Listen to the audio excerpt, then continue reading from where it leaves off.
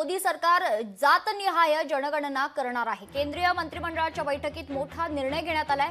या क्षणाची अत्यंत महत्त्वाची ब्रेकिंग बातमी आपण बघतोय। मोदी सरकार आता जातनिहाय जनगणना करणार असल्याचा निर्णय केंद्रीय मंत्रिमंडळाच्या बैठकीत घेण्यात आलेला आहे। केंद्रीय मंत्रिमंडळाच्या बैठकीतला मोठा निर्णय आपण बघतोय।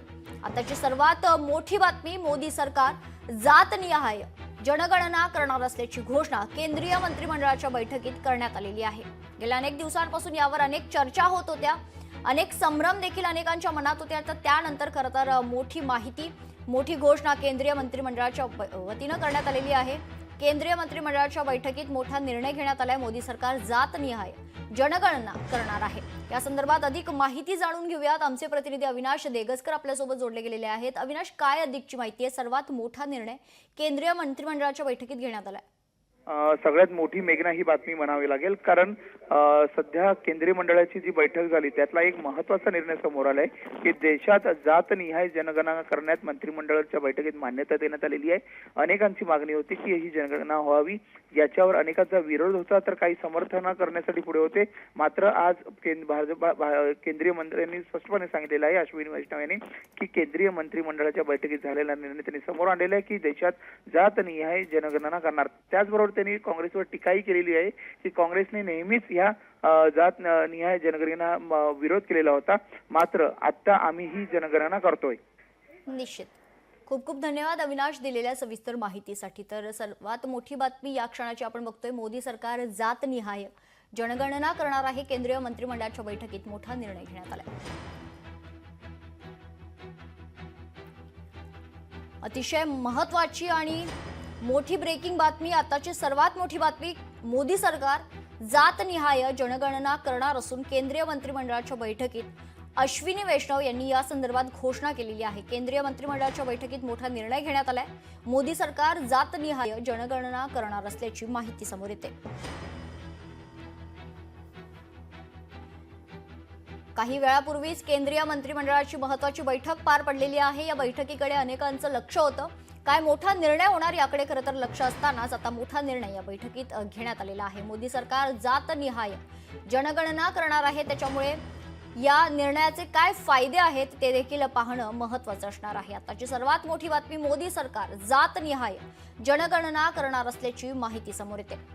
केंद्रीय मंत्रिमंडळाच्या बैठकीत मोठा निर्णय घेण्यात आलेला आहे। काँग्रेसने खरं तर जातनिहाय जनगणना कायम ठेवण्याचा देखील या निर्णयाला विरोध केला होता, असं वक्तव्य अश्विनी वैष्णव यांनी यावेळी केलेलं आहे। Census is a union subject. Some states have conducted surveys. I'm repeating the word surveys to enumerate castes. Some states have done this well, while some others have conducted such surveys purely from a political angle in a non-transparent way. Such surveys have created doubts in the society. Considering all these facts and to ensure that our social fabric is not disturbed by politics, caste enumeration should be transparently included. I'm emphasizing the word transparently included in the census instead of surveys. This will strengthen the social and economic structure of our society while the nation continues to progress. Under the leadership of our Prime Minister Shri Narendra Modi ji, the Cabinet Committee of Political Affairs has decided today, that is 30th April 2025, that caste enumeration should be included in the forthcoming census. तर सर्वात मोठी बातमी आपण बघतोय, मोदी सरकार जातनिहाय जनगणना करणार असल्याची खरं तर महत्त्वाची घोषणा केलेली आहे। केंद्रीय मंत्रिमंडळाच्या बैठकीत हा मोठा निर्णय घेण्यात आलेला आहे।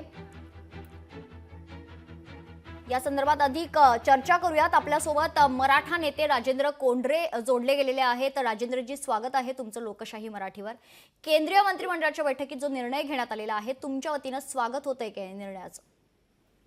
लगेच आपल्याला स्वागत ह्याच्यात करता येणार नाही, कारण केंद्र सरकारने जातनिहाय जनगणना घेण्यासाठी जी पूर्वपेटिका त्याच्यासाठी त्यांनी जी तयार केली ती तपासल्याशिवाय आपल्याला याच्यावर सविस्तर बोलता येणार नाही।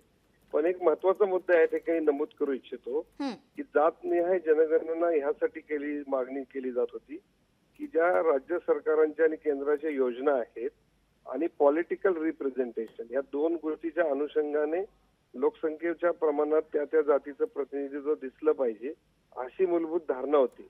पण प्रत्यक्ष आज प्रवर्गनिहाय ज्या योजना आहेत त्या योजनांचा लाभ खऱ्या वंचितांना मिळत नाही ही खरी समस्या आहे.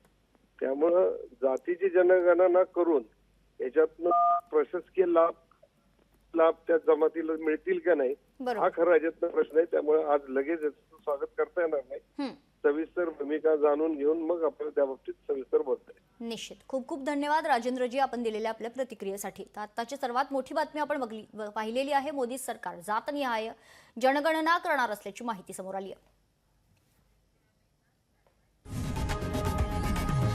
लोकशाही मराठी ऐका, पहा, जागरूक रहा.